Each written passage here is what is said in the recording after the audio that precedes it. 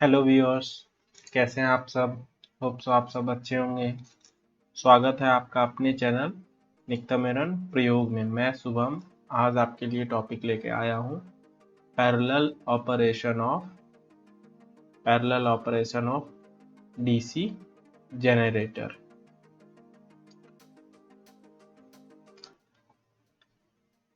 इसका सबसे पहले पर्पस क्या होता है, डीसी जनरेटर कितने टाइप के होते हैं, उसके पैरेलल ऑपरेशन कैसे होते हैं, ये पैरेलल ऑपरेशन करने के लिए क्या क्या कंडीशन है, ये सारा कुछ हम डिस्कस करने वाले हैं।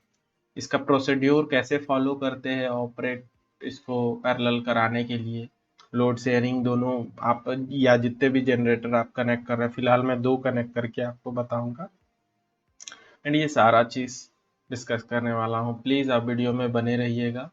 होप सो आपको वीडियो बहुत अच्छा लगेगा एंड अगर अच्छा लगा तो ये वीडियो को लाइक करते जाइएगा, मेरे चैनल को सब्सक्राइब कर लीजिएगा ऐसे और भी वीडियोस अपकमिंग आने वाले वीडियोस के लिए एंड शेयर भी कर दीजिएगा अपने कलीग या फ्रेंड्स को। तो चलिए बात करते हैं क्यों पैरेलल ऑपरेशन ज़रूरत होता है। तो सबसे पहले तो अगर लोड डिमांड ज़्यादा है एंड एक जनरेटर को कभी एक ही जनरेटर रहा एंड मेंटेनेंस वगैरह का आवश्यकता रहा तो सर्विसेज जो है, जो भी कंपनी ये पावर डिलीवर कर रही है उसको सर्विस देने में दिक्कत आएगी। इसके लिए मल्टीपल जनरेटर्स वो यूज करते हैं बजाय एक ही जनरेटर के। तो continuity of the services require होता है।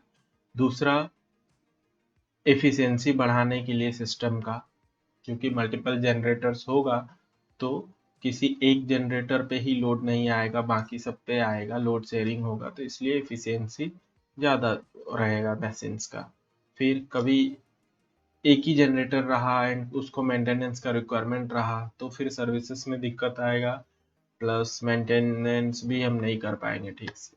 तो हम एक जनरेटर को बंद कर सकते हैं, शट डाउन कर सकते हैं, उसको मेंटेनेंस करके फिर हम चालू कर सकते हैं, तो बाकी जनरेटर तभी सुचारू रूप से चालू रहेंगे। एंड 2 से अधिक प्लांट्स को अगर हम जोड़ रहे हैं तो पैरेलल ऑपरेशन का रिक्वायरमेंट होता है। अब कंडीशन पैरेलल ऑपरेशन होने के लिए, सपोज मैं ये पहला जनरेटर लूँ, ये दूसरा जनरेटर लूँ, तो इसके कंडीशंस क्या क्या हैं ऑपरेशन को सक्सेसफुल बनाने के लिए। तो पोलैरिटी, प्लस का प्लस से कनेक्शन, माइनस का माइनस से कनेक्शन। डीसी जनरेटर का बात कर रहे हैं इसलिए इसमें पोलैरिटी है, और अगर ये अल्टरनेटर रहता तो इसमें फेज या न्यूट्रल होता, या 3 फेज होता तो RYB फेज होता। Terminal voltage must be same, अगर ये से 220 वोल्ट डीसी प्रोड्यूस कर रहा है तो वोल्टेज दोनों जनरेटर का सेम होना चाहिए। फिर अगर आप एक पर्टिकुलर जनरेटर का पावर एनालिसिस करेंगे तो उसमें पाएंगे कि अगर लोड चेंज हो रहा है तो लोड चेंज होने से करंट में कितना चेंजेस आता है, वोल्टेज में कितना चेंजेस आता है, वो जो जैसा कैरेक्टरिस्टिक्स बिहेवियर शो कर रहा है वैसा ही दूसरा जनरेटर भी शो करना चाहिए। तो पावर एनालाइजर में हम देखेंगे कि change of voltage with respect to change in load must be of same character of the generator needs to be in parallel connection। फिर इस जनरेटर को जो प्राइम मूवर, जो डीजल इंजन या विंड टरबाइन, विंड ब्लेड या फिर hydro electric power plants turbines, उसके prime movers जो उसके आर्मेचर को रोटेट करा रहे हैं, इसको आइदर क्लॉकवाइज या एंटी क्लॉकवाइज, वो सिमिलर कैरेक्टर के होते हैं। वीडियो ज़्यादा लंबा हो जाएगा, इसके लिए मैं सिर्फ इस वाले वीडियो में डीसी शंट मोटर को डिस्कस करने वाला हूं। तो चलिए बात करते हैं। ये मैंने सेपरेट वही वाला सर्किट यहाँ पे बना लिया है आपको ये सारा चीज़ दिखाने के लिए। एक चीज़ हमेशा याद रहे कि जो मेरा वोल्टेज जनरेटर के थ्रू ये जनरेट हो रहा है उसका फॉर्मूला है P5ZN/60A। तो इसमें आपका जो है number of poles, flux, RPM, ये सारा चीज़ पे डिपेंड करता है हमारा जनरेटर का वोल्टेज। तो बेसिकली इस वाले में मैं सिर्फ ये जो वेरिएबल रेसिस्टर यूज हुआ है शंट के सीरीज में, तो ये एक्साइटेशन कैसे चेंज करेगा और वो मैं बताने के लिए इसमें रखा हूँ। तो आप ये देखिए फ्लक्स जो है डायरेक्टली प्रोपोर्शनल है फील्ड करंट के। तो फील्ड करंट अगर आप वेरी करेंगे तो जनरेटर का वोल्टेज प्रोडक्शन ये होगा, चेंज आएगा। तो ये जस्ट बताने के लिए मैं इसको लिख के रखा हूँ। चलिए अब बात करते हैं इस सिस्टम का। तो parallel operation of DC shunt generator, इसमें क्या है कि आप मान लीजिए ये जनरेटर एक्टिव है, ये जनरेटर मेरा एक्टिव है पूरी तरह से। तो ये स्विच 1 और स्विच 2 कनेक्टेड है एंड ये 220 वोल्ट डीसी प्रोड्यूस कर रहा है। अभी ये जो दो मोटे मोटे वायर्स हैं, ये थिक कॉपर का बार्स है, बस बार जिसको बोलते हैं, ये लोड के साथ कनेक्टेड है। अब मेरा ये दूसरा नंबर का जनरेटर है जो कि इसके साथ कनेक्ट होना मांगता है। तो इस कंडीशन में हम क्या करेंगे, जनरेटर को पैरेलल करने के लिए ये हम बताने का कोशिश कर रहे हैं। तो आप ये देख रहे हैं कि ये ऑलरेडी कनेक्टेड है, ये लोड को शेयर कर रहा है। अभी दूसरा जनरेटर को मैं कनेक्ट करने का कोशिश कर रहा हूँ। तो अभी दूसरा जनरेटर का जो प्राइम मूवर है वो इसको घुमाना चालू किया। घुमाने के बाद जब मेरा जनरेटर रेटेड वैल्यू मीन्स इसका सपोज आरपीएम 3000 आरपीएम में है, तो 3000 आरपीएम में घूमने लग गया, तो ये हम जो स्विच 1 स्विच 2 इसको हम स्विच 4 नाम देते हैं, इसको हम स्विच 3 नाम देते हैं। तो स्विच 4 को हम ऐसे कनेक्ट कर डालेंगे।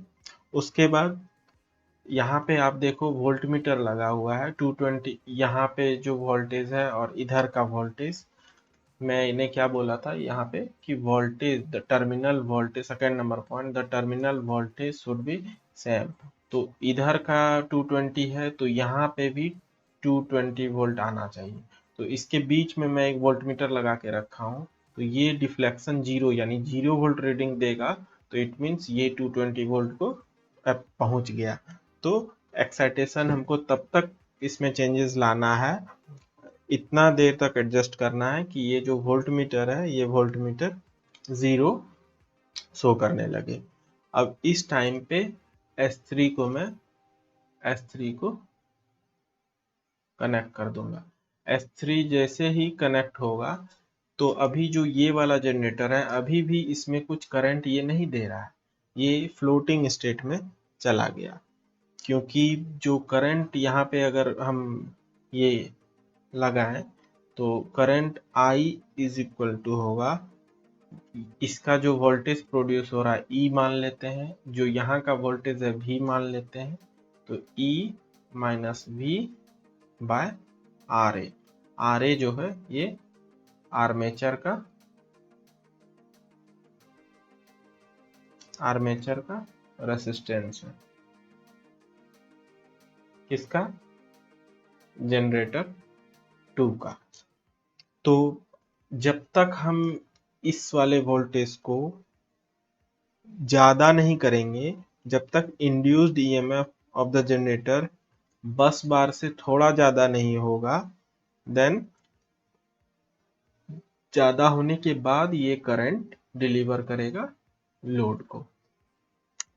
तो इंड्यूस्ड ईएमएफ हम चेंज कर सकते हैं कैसे, फील्ड रेसिस्टेंस को वेरी करके।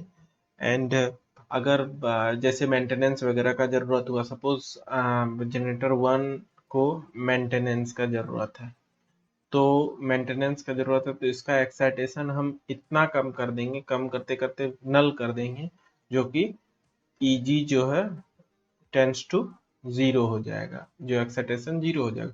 उसके बाद S1 हम कट कर देंगे, S1 कट कर देंगे, S2 कट कर देंगे एंड उसके बाद हम जनरेटर को मेंटेन करके फिर जैसे हमने इसको चालू किया, यहाँ पे वोल्ट मीटर लगा के, यहाँ पे हम वोल्ट मीटर लगा लेंगे। वोल्ट मीटर का डिफ्लेक्शन 0 शो किया तब हम इसको ये करेंगे एंड थोड़ा सा एक्साइटेशन बढ़ा के ये बस वोल्टेज से थोड़ा ज़्यादा करेंगे तो ये करंट डिलीवर करने लगेगा।